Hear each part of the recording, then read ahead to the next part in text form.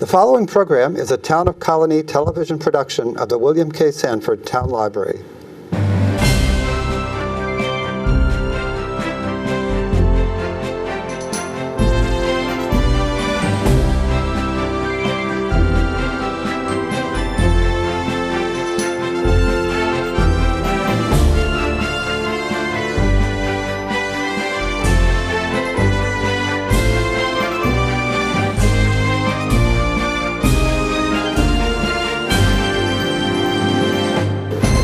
Welcome to Getting to Know You. My name is Joe Nash. Today we're going to be talking about Grant Cottage, which is right up the Northway at exit 16, about 45 minutes from here in Wilton, New York. It's where General Grant, Ulysses S. Grant, 18th president, finished his memoirs and died. And the cottage is open from Memorial Day to Labor Day. They have tours. There's all kinds of events we're going to be talking about. So we have with us Steve Trimm. Welcome back, I should say. Thank you. I should say Steve has been here before portraying General Grant, and you do that up at the house. How do you call yourself? Are you a historic portrayer, or is that a reenactor? How do you? I call myself an interpreter. Interpreter, okay. I think that's safe. And you've been doing this for? 11 years. 11 years. So before we talk about some events this year, and again, open Memorial Day to Labor Day, just give us the quick why this place is an important landmark, and the book and everything, and just when people come up there, what they'll see, because the house basically hasn't changed since 1885. 1885. Yeah, talk a little bit about that, and then we'll talk about the 2018 season. The story we tell really is the last year of General Grant's life. Okay. In 1884, he was robbed of every dime he had. The president of the bank where he kept his money was a con artist, and Grant literally was broke overnight. So to recoup what he had lost, he starts writing his memoirs. He has been assured by Mark Twain, of all people, that the book will be a bestseller. Who was also no stranger to being conned. That's true. Midway through Grant's working on the book, he's stricken with cancer. It's a terminal diagnosis. He is now racing death to finish the book. He got most of it done in his home in New York City, but by June of 1885, he clearly was failing.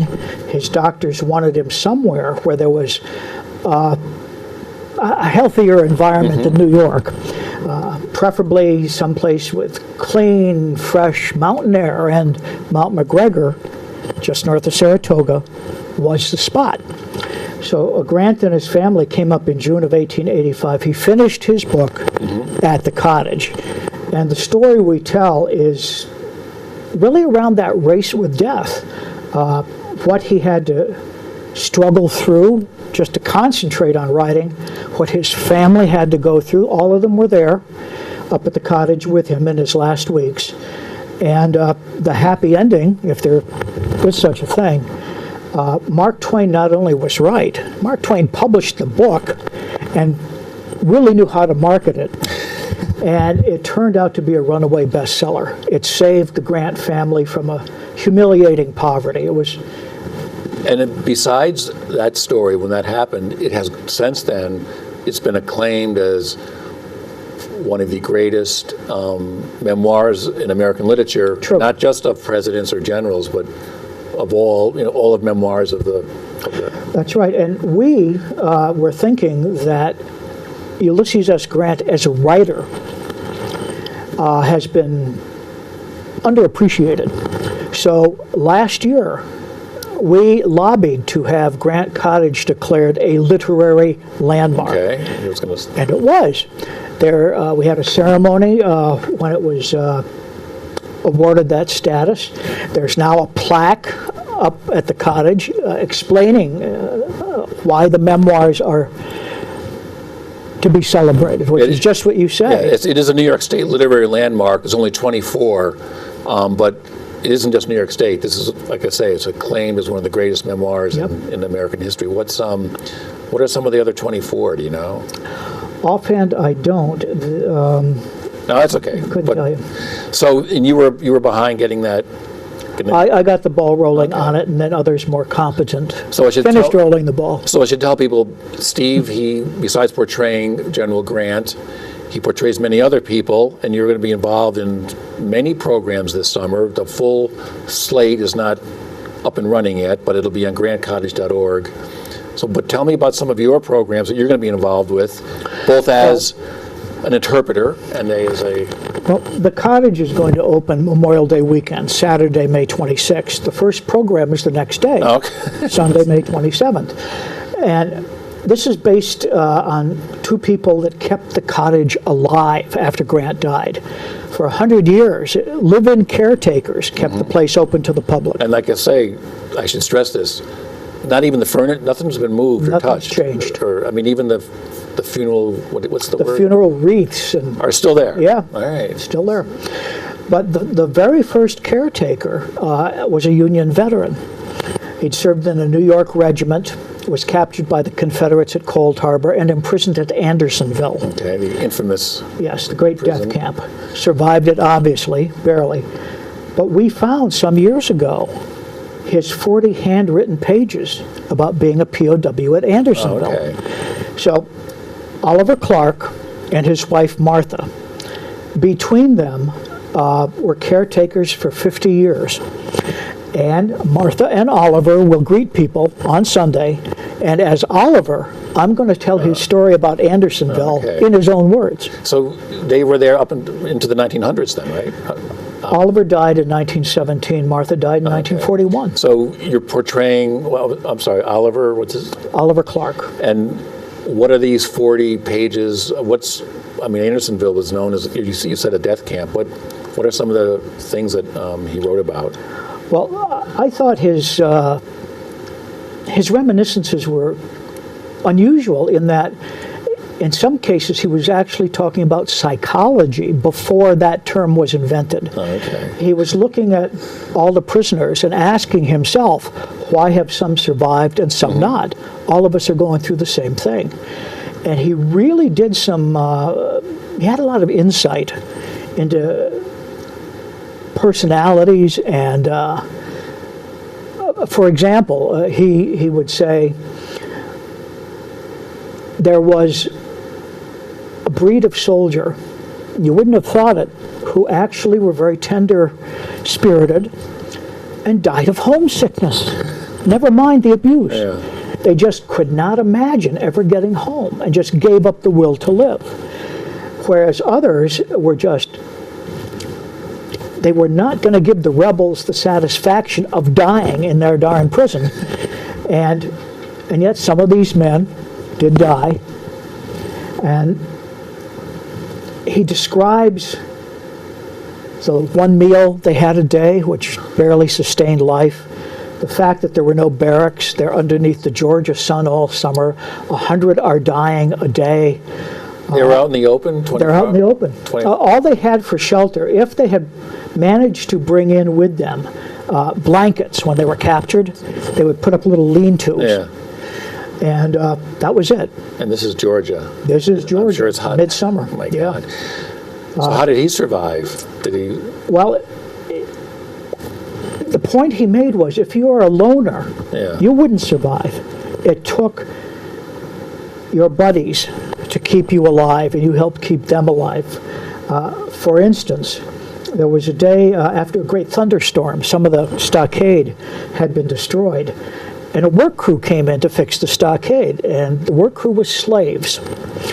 And their masters, or overseers, said to them, don't talk to the Yankees. Do not talk to them.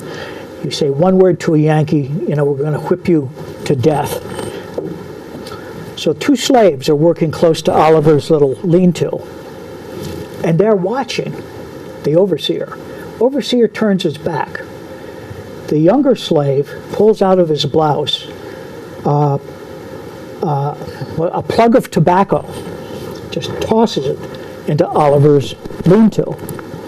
Doesn't say a word. Keeps working on the fence.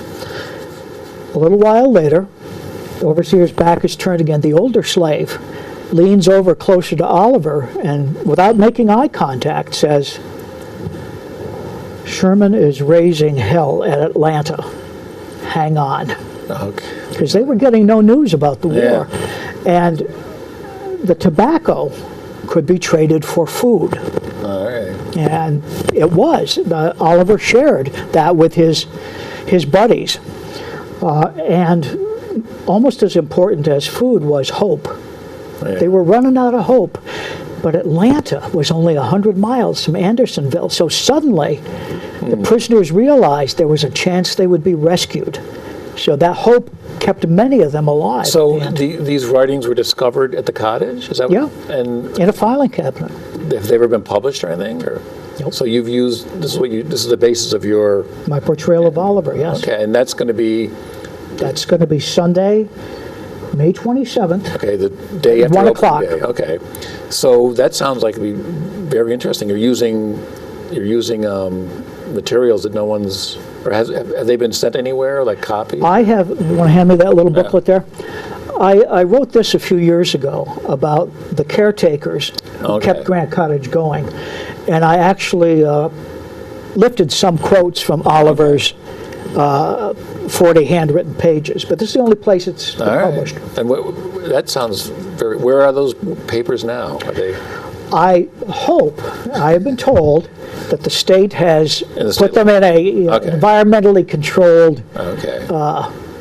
place on Peebles Island. Okay, that's the what, historic landmark headquarters or something, New York State. Or Yeah, they do a lot of rehab on Okay. artifacts and things. So that's May 27th. Yes. So what else are you involved in this summer? On Saturday, June 23rd at 1 o'clock, Ulysses and Julia Grant, after they left the White House, toured the world. Took them 2 years to do it. Okay. Ulysses, President and Mrs. Grant are going to be back to talk about their world tour. Okay. And one of my colleagues will portray Mrs. Grant, and I will portray President Grant. So you do these, if I remember, you do these out on the porch? Is that how it, or? The porch at Grant Cottage is spacious. Yeah.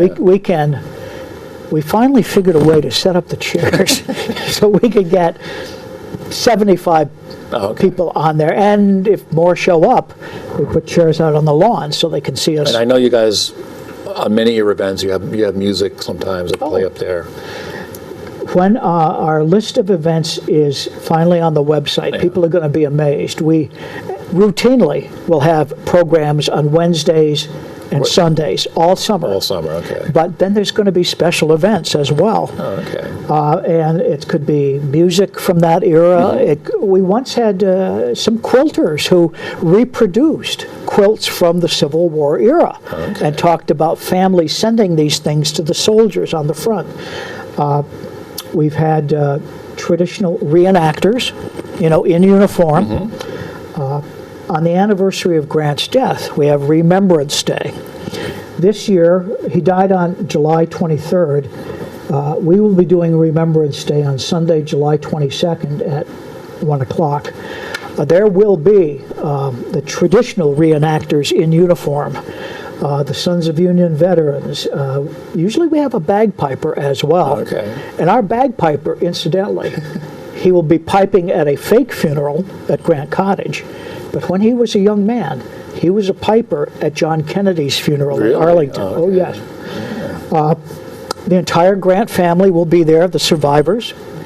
They will talk about Grant as husband, father, friend. So all summer long, we have a variety of... So after the world tour, Yeah. what are some of the other ones? Because you seem to be, you're involved in a lot of these. You portray, Well, I think you this told year me, you've interpreted doing a it. dozen different people. Oh, yeah. One of the solo talks I'm going to get, we call them porch chats because we're out on the porch. Will be on Sunday, July 15th at 1 p.m. I have a collection of lots of Civil War Grant memorabilia. Okay, I know. Some of it's real serious stuff, some of it's silly. But I'll talk about items from my collection, and then I'm going to have a free raffle for some of Okay. the items. Now, here's one of the items I am not going to give away. I'm keeping this one. I don't know if you can see this or not, but these are bullet fragments. Now, Civil War buffs who collect bullets from the war, always there's this chalky patina on them.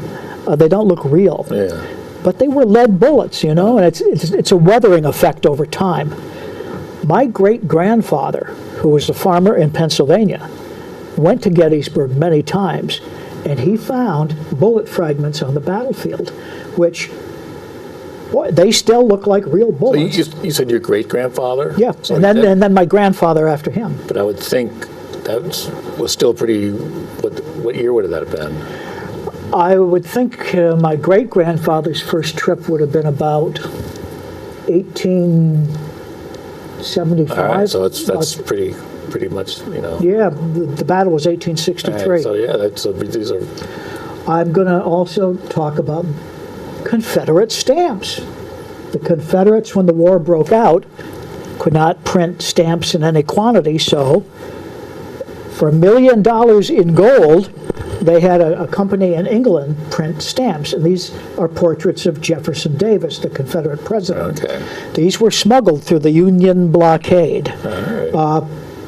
Lots of exciting stories about the Union Okay. blockade. So this, you're not you're not interpreting a character. You're just going to be showing, talking about him. I'm talking about. Okay.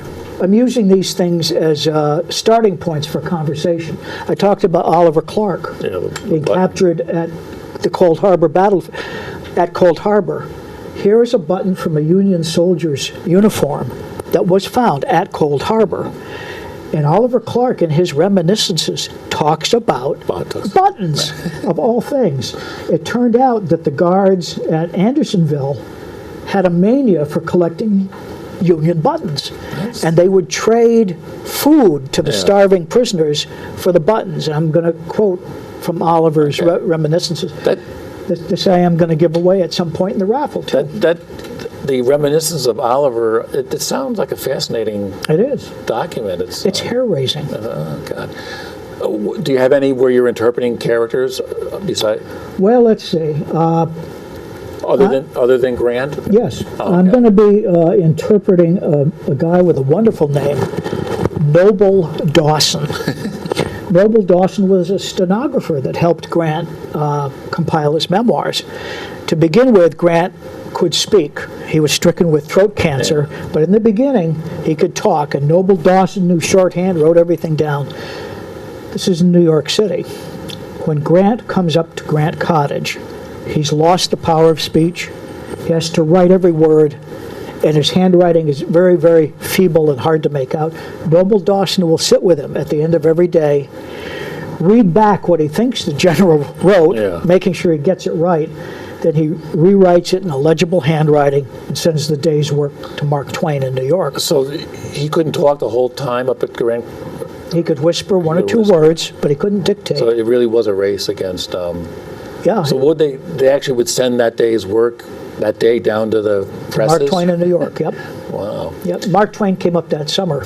He was there for 3 days, and we have really? stories about that too. Oh, okay, is that...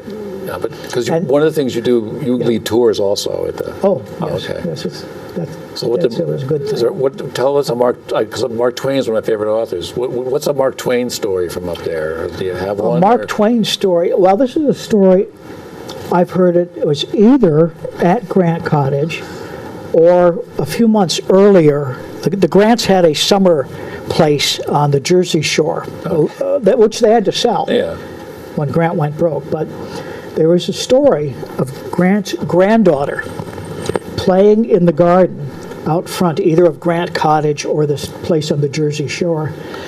And this shadow falls over her, and she looks up, and it's Mark Twain. He's a gigantically tall fella. His hair's going in all directions. He's probably in the white suit outfit that he wore. And the granddaughter screams and runs into the house, screaming to General Grant, "There's a madman out in the garden." And even though the granddaughter got to meet Mark Twain formally later, she never was comfortable with him. Well, you see pictures of him. His hair was kind of wild. Oh, yeah, all over the place. Yeah. So did you cover all your events that you were involved in? No, I'm going to talk about when Grant was a little boy living in Ohio. He was about 7 years old, he almost drowned, and he was saved by a 9-year-old boy, a neighbor. And the neighbor was Danny Ammon. And it became a lifelong friendship. Danny, and so I look at Danny Ammon. Who was he? What did he become? And he became an admiral, fought in the Civil War. He and Grant corresponded all their lives. And there was a point, I have a quote from one of Grant's letters to Ammon. This is 50 years after the near drowning. Grant says, I have had a tremendously difficult and hard life. And most people would blame you because you saved my life. I, on the other hand, I'm a forgiving sort. So I will forgive you. But I'm not sure the Democrats ever will. So I talk about Danny Ammon.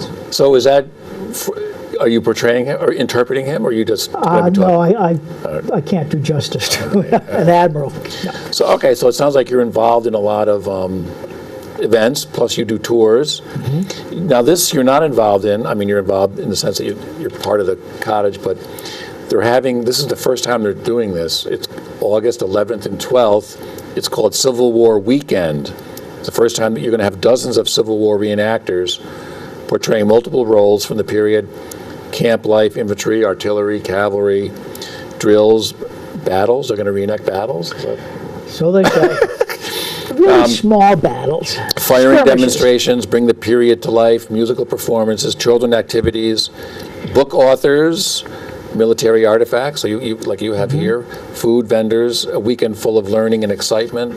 Now, this is to celebrate the town of Wilton's bicentennial. Grant Cottage is in the town of Wilton. Mm-hmm. So this will not be at Grant Cottage. It's on the, okay. It's at a site near the cottage. All right, but look for the signs when you get off. It looks like 16. It'll be in there. So it sounds like there's a lot going on this year, and you were telling me last year you had like 6,500 visitors. Mm-hmm. Again, you're only open Memorial Day to Labor Day. That's are you open 7 days a week or just Wednesday? Well, usually it's 5 days, but we tried an experiment last year. Usually we were closed Mondays and Tuesdays. And then we started thinking, in July and August, the racetrack in Saratoga is open, but they're closed on Tuesdays. So we thought maybe there's going to be tourists looking for something to do on Tuesdays. So we experimented. We opened for an additional day, and it worked. You had crowds on Tuesdays? We sure did. All right. And then what's the admission? It looks like it's very inexpensive. $6 for guys like you, $5 for seniors, $5 for students. Well, how is senior defined? I might be able to get the 62 and above. All right, I think I can get the senior discount. Okay. Well, anyway, kids for free. And if you don't want to go on a tour, all our programs are free. Oh, okay. So if you're doing one of your interpreters, you can just come up and you don't have to pay extra. That's good. So before we finish, and again, I'll just say it's right up. It's only about a 45-minute ride. Is that correct? 45 minutes? Yep. Exit 16. In Wilton, New York, the Grant Cottage. There's a new book out by Ron Chernow, yet another book about Grant, and we talked about this before when you were here. The last, say, 10 years or so, Grant has been, I guess you could say, reassessed as both as a president and as a general. Why do you, more so than, say, other presidents have been lately, in the scheme of things? What do you think is going on with this? What I think is going on is that scholars have finally taken a really close look at his presidential years. Mm-hmm. The standard assessment was he was pretty good as a general, horrible as a president. Turns out that's not true. The assessment of how bad he was is directly related to what he did during the Reconstruction years after the war. Union Army still occupied the South. The South was no longer fielding armies, but they were resisting accepting the former slaves as fellow citizens. Much violence during Reconstruction. Terrorism. Grant, as president, addressed that. He broke the Klan. he did incredible things to make civil rights real for the freed slaves. Well, the historians around 1900 were mostly Southerners, and their view was Reconstruction was tyrannical rule from the North, and Grant was a very bad man as president. Now we're looking at the records and seeing what he really tried to do, and I think that's why his stock began to rise. People began to think maybe we should check our original sources. And he was always considered a good military general, was he not? Or is that being reassessed also? It depends on the year you're talking about. Okay. I would say after the war, he was right up there. You would see portraits of Washington, Lincoln, and Grant, all three considered equal in importance. And that was because he won the war, so he must have been good. But there were some detractors. Yeah. You know. All right, so Ron Chernow, who wrote the latest book, of course, wrote the one about Alexander Hamilton. So do you see a Broadway musical for Grant in the future? I am hoping. I mean, Grant met Lee in Appomattox Courthouse at the McLean residence, and there's this big flight of stairs up to the main part of the house. I picture this on Broadway. You could. General Lee dismounting from his horse and tap dancing up the steps. They could do. That would work. Sure. All right. So, thank you, Steve, for coming. You're welcome. We'll see you. Steve will be up there interpreting many different characters, but mainly he does Grant. It's up at the Grant Cottage once again, exit 16. They're open from Memorial Day weekend to Labor Day weekend, and it's grantcottage.org. There's more events. That hasn't been final. In fact, it's being finalized tomorrow, you told me. Yep. But Steve's events he just told us about. So make your way up there this summer, and we'll see you next time on Getting to Know You.